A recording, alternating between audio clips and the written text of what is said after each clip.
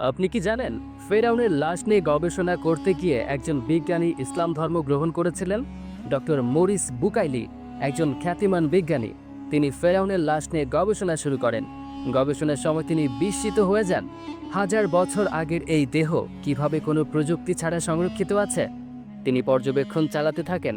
ফলাফল বের হওয়ার পর জানা যায় ফেরাউনের দেহে লবণের টুকরো পাওয়া গেছে, অর্থাৎ সে সাগরে ডুবে মারা গিয়েছিল। এ বিষয়ে ব্রিফিং করার সময় পাশ থেকে একজন তাকে বললেন, এর সাথে কোরআনের মিল রয়েছে, এটি আবার জনগণের উদ্দেশ্যে বলে দিও না। তিনি তখন তীব্র সমালোচনা করে বললেন, কিভাবে কোরআনে থাকতে পারে? আমরা তো এটি 1881 সালে আবিষ্কার করছি। হাজার বছর আগে কে জানালো এই কথা? এরপর তিনি বাইবেল খুললেন। বাইবেল এক্সোডাস অধ্যায় 14, 28-29-এ লেখা আছে, জল ফিরে এসে রথ ও অশ্বারোহী সহ ফেরাউনের সমস্ত সেনাবাহিনীকে ডুবিয়ে দিল, তাদের মধ্যে একটিও অবশিষ্ট রইল না। এখান থেকে তিনি ফেরাউনের মৃত্যুর কথা জানলেন এবং দেখলেন এটি আধুনিক বিজ্ঞানের সাথে মিলে যায়।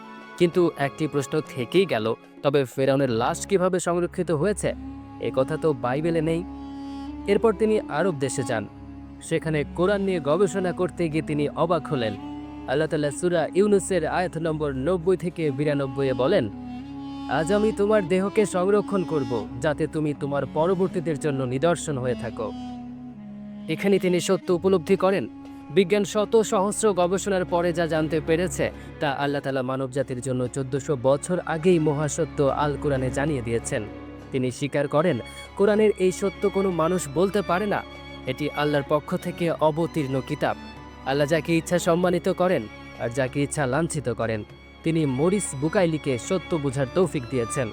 গবেষণা শেষে ডক্টর মরিস বুকাইলি ইসলাম ধর্ম গ্রহণ করেন। কোরআন সত্য, বিজ্ঞান যত উন্নত হচ্ছে কোরআনের সেই সত্যকে ততই প্রমাণিত করছে। কোরআনের আলোয় বিজ্ঞানের বিষয় জানতে সাবস্ক্রাইব করুন আমাদের ইউটিউব চ্যানেল এবং ফলো করুন ফেসবুক পেজ নূর।